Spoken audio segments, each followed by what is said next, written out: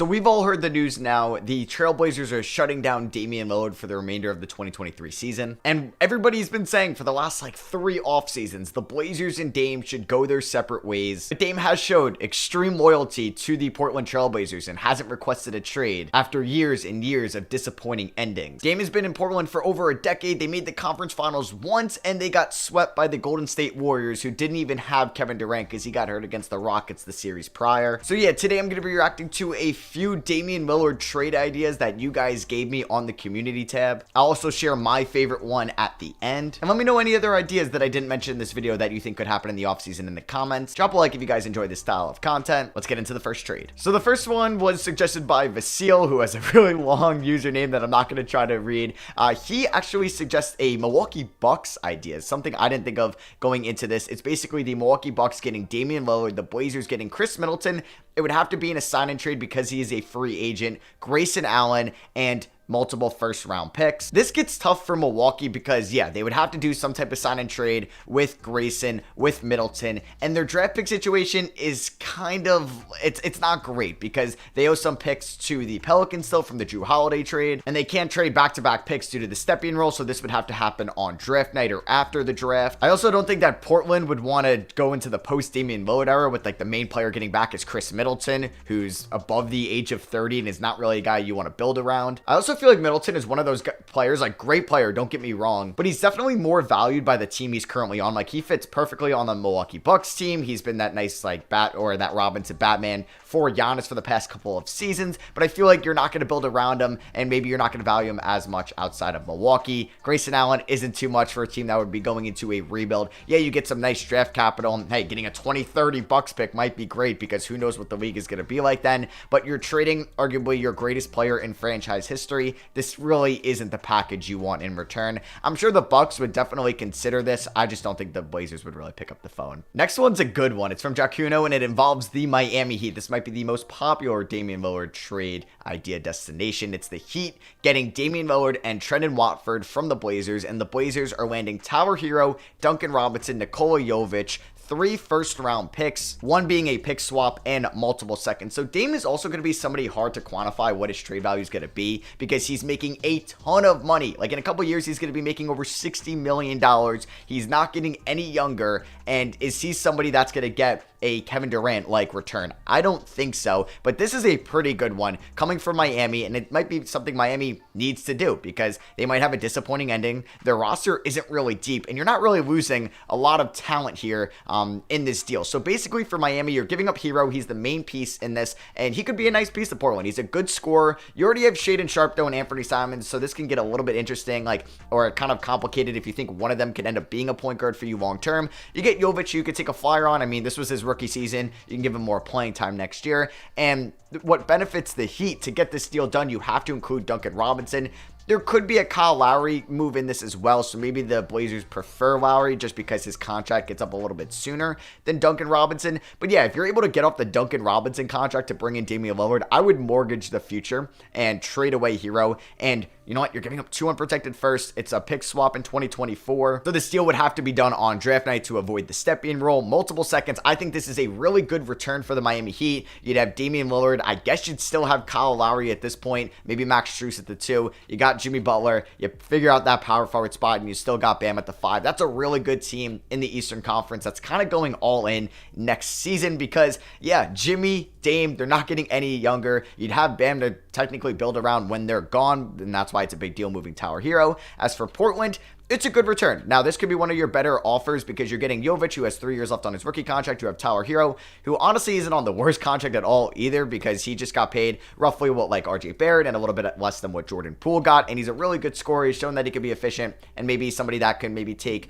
not demand number 1 type usage and could be your point guard or your shooting guard. And you have Anthony Simons and him in your backcourt. Shaedon Sharpe is that perfect 6th man. And then Duncan Robinson, yeah, it's not great. I'd probably prefer taking on Kyle Lowry in this deal. This is definitely a better offer for the Blazers than the Bucks deal, and I like this for the Heat as well. Next one is coming from Arsh and Norman. They both kind of suggested a Raptors deal like this. It's the Toronto Raptors getting Dame for OG Anunoby, Gary Trent could be in this or not. It would have to be a sign and trade, and funny enough, he'd be going back to Portland, where he was a few years ago. Precious Achiuwa, who has a team option. Malachi Flynn, same thing. Those would have to be picked up. And then you're getting basically 5 first-round picks, 2 of those being pick swaps. So yeah, it's a ton of draft capital going to Portland. And I don't think Toronto would want to give up Pascal Siakam or Scotty Barnes in a lower deal. So getting OG Anunoby would be great for Portland because he's still going to be making solid money, like a great deal of a contract for the next few seasons. He would fit perfectly next to Shaedon Sharpe and Anthony Simons, and then your top 10 pick in the 2023 draft. I mean, if you get Gary Trent in this as well, you could maybe flip him because it looks like he's probably going to look for a long-term deal in the offseason and opt out of his player option. You get Precious Achiuwa, you need some more big man depth, and Yusuf Nurkic does get hurt pretty much every season.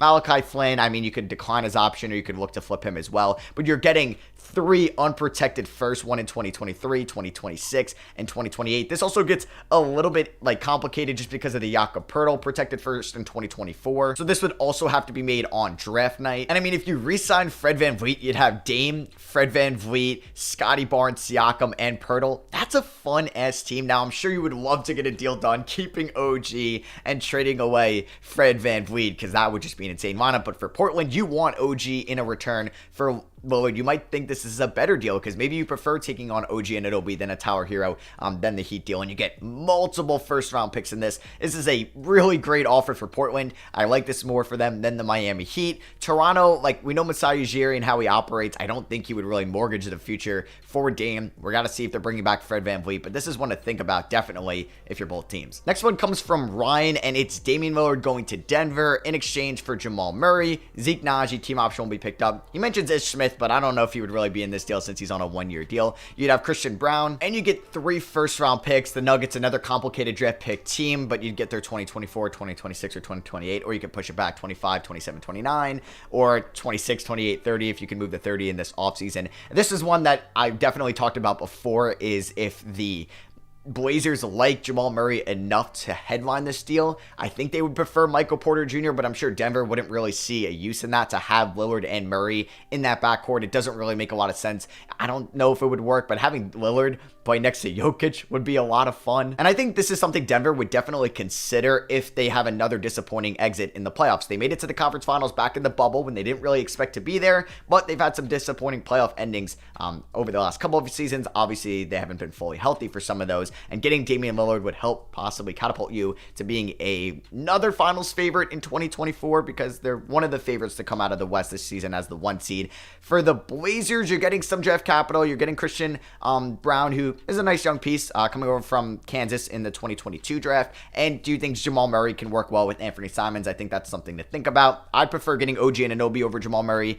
Maybe even think about Tower Hero over Jamal Murray as well. But man, I would just love Dame in Denver. Gotta have a Knicks one in here, right? This one comes from Screzzo. It's basically Lillard to the Knicks for Evan Fournier, RJ Barrett, Obi Toppin, Emmanuel Quickley, the Dallas pick this year if it doesn't go into the top 10, if not the 2024 first, and a 2024 second. To be honest, as a Knicks fan, I wouldn't want them to do this trade. And not because, like, I think what you're giving up really isn't too much for Lillard. Like, basically, Obi doesn't play that much. We'll see how he's going to be with Julius Randle hurt. Quickly, great, though. That's going to hurt. RJ, I think a lot of Knicks fans are, like, maybe hoping that the Knicks look to move RJ in the offseason, and you're only giving up 1 first for Dame. That's not too bad. I just think Dame and Jalen Brunson will not work. Brunson's a lot younger than Dame. Is he better? No, but I just don't think you're getting that much better having Dame and Brunson in your backcourt. You'd have Grimes at the 3, Randall at the 4, Mitch Rob at the 5. While that does make you better, I just don't think it's set up to succeed in the playoffs. And if I'm the Blazers, I think, like, if there's some type of way that you can get, like, a third team involved here, and you don't take on RJ Barrett, but you can maybe get something else, maybe a wing or, like, a big, I guess, like, another 5, but you get Quickly, maybe get multiple firsts from the Knicks or something like that. That would be a little bit better.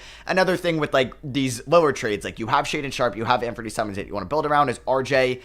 Same thing with, like, Tower Hero. Is that going to help it or hurt it? But Quickly has definitely helped out its trade value this season. RJ, not so much. And lastly, I just wanted to talk about a 3-teamer. It's from Jude Thomas. It's got a lot of complications to this. It's basically the Pelicans getting Damian Lillard and Miles Turner, which would be insane. It's the Pacers getting Jonas Jonas Valanciunas, Jackson Hayes, who's a free agent, so it'd have to be a sign and trade, which makes this even more confusing. Multiple first-round picks. And the Blazers are getting back CJ McCollum. Wouldn't that be funny? You might have to get a 4-team in here that would take on CJ. Maybe a Kyle Lowry and a first or two for McCollum like that. Larry Nance, Najee Marshall, Dyson Daniels, and 2 firsts. So honestly, giving up Lillard and getting that Lakers pick this year, which could be a lottery pick right outside the lottery, that Milwaukee pick in 26, you build around Dyson Daniels. Like I said, maybe you can flip McCollum for like a Lowry and get a Heat first and Jovic in the future. That would be something to think about. For Indiana, I don't love this because like Jonas Valanciunas really doesn't help you with your timeline currently, but you are getting some nice picks. 2024 Lakers, Bucks, like those could be something. But then again, like the Lakers are probably going to be better next year, you would think. Even though LeBron's getting older, the roster is going to look a little bit better, at least than it started in the 2023 season.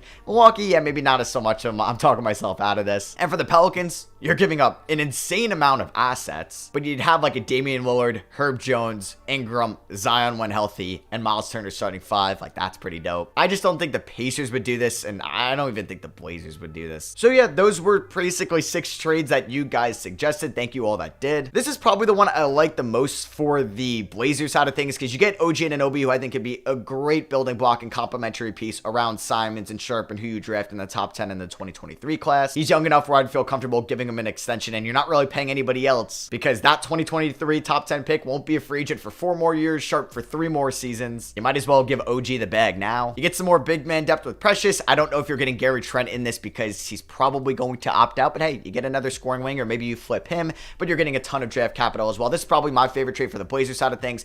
I'm just not sure if Masai Ujiri would give up all of this for Damian Lillard. So let me know where you think Damian Lillard would get traded in the comments below, but that's if the Blazers would move him, because we've been saying this every offseason, but come on, Portland, come on, Dame. Let's go our separate ways. Hope you guys did enjoy the video. Drop a like if you did. I love you guys, and I'll catch you on the next one.